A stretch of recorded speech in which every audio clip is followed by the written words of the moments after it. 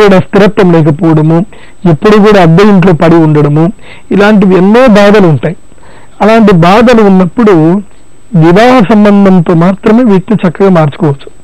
ఎందుకంటే ఒక అమ్మాయి లక్ష్మీ యోగంలో జన్మించినటువంటి అమ్మాయి, ఏ అమ్మాయి జాతకంలో అయితే సౌభాగ్య యోగం ఉందో, వృద్ధి యోగంలో జన్మించినటువంటి అమ్మాయి, అదేవిధంగా శోభన యోగంలో జన్మించినటువంటి యొక్క స్త్రీని గనక వివాహం చేసుకున్నట్లయితే, అట్లాగే పురుషుడిని వివాహం చేసుకున్నట్లయితే ఉభయులకు కూడా చాలా అనుకూలంగా ఉంటుంది.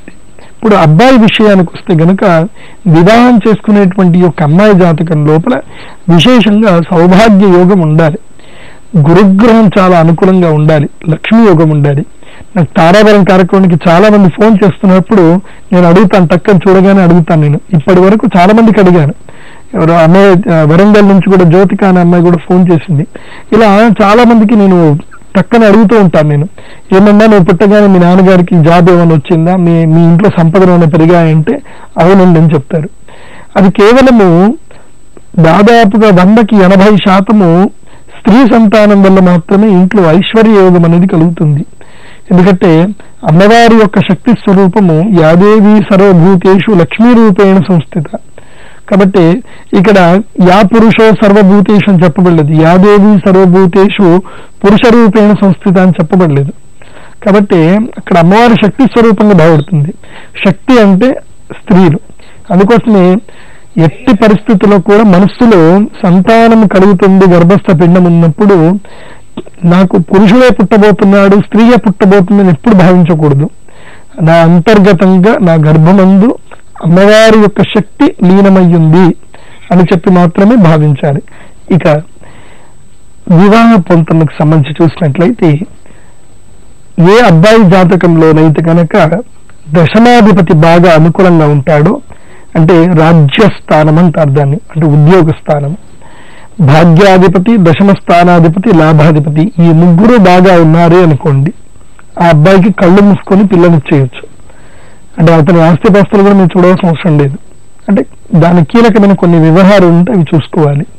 అలాంటి అబ్బాయికి పిల్లనిస్తే కనుక తప్పకుండా ఆ అబ్బాయి ఉన్నత స్థానానికి వస్తాడు. కొంతమందికి ఏంటంటే సప్తమాధిపతి బాగా లేకుండా దశమాధిపతి బాగా ఉన్నాడు అనుకోండి, బాగా సంపాదిస్తారు కానీ వివాహం జరగదు.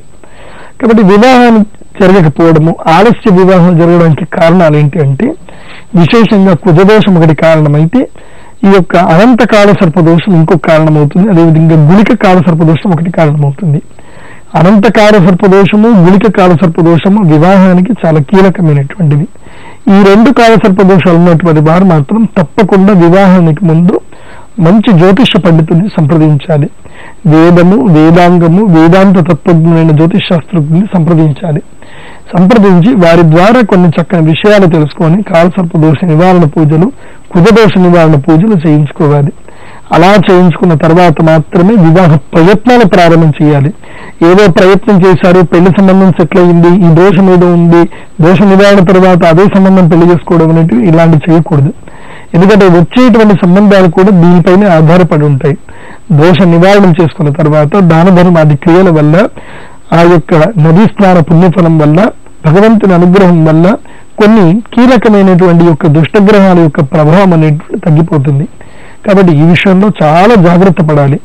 ఇలా జాగ్రత్త పడకపోతే కనుక సమస్యలు బాగా తీవ్రమవుతాయి. ఎందుకంటే చూస్తూ ఉంటాము చాలా మందికి ద్వితీయ వివాహం చేయడము, వివాహం తర్వాత కొన్ని సమస్యలు రావడము. ఇంకొకటి ఏంటంటే అమ్మాయిలకి వివాహం చేసే ముందు అమ్మాయిల యొక్క తల్లిదండ్రులు జాతకంలో ఒక విషయాన్ని బాగా గుర్తుంచుకోవాలి. అబ్బాయిల జాతకంలో లగ్నాధిపతి బుధగ్రహం అయ్యి పాపగ్రహాలతో కలిసి ఉన్నాడే అనుకోండి, అదేవిధంగా లగ్నాత్తు 7వ స్థానంలో బుధగ్రహము స్త్రీగ్రహంతో కలిసి ఉన్నాడే అనుకోండి, స్త్రీగ్రహం దృష్టి కలిగి ఉన్నాడు, బుధగ్రహం యొక్క స్థితి సమాధి స్థితిలో గనక ఉన్నాడే అనుకోండి, సుషుప్తి అవస్థ కానీ నిద్రావస్థ కానీ సమాధి అవస్థలో కానీ ఉన్నాడే అనుకోండి, ఆ అబ్బాయికి ఇచ్చి పెళ్లి చేయకూడదు. చాలా కీలకం అది. ఎందుకంటే ఇలాంటివి చాలా సంబంధాలు నా దగ్గరికి వచ్చి బాధపడినటువంటి వారు ఉన్నారు.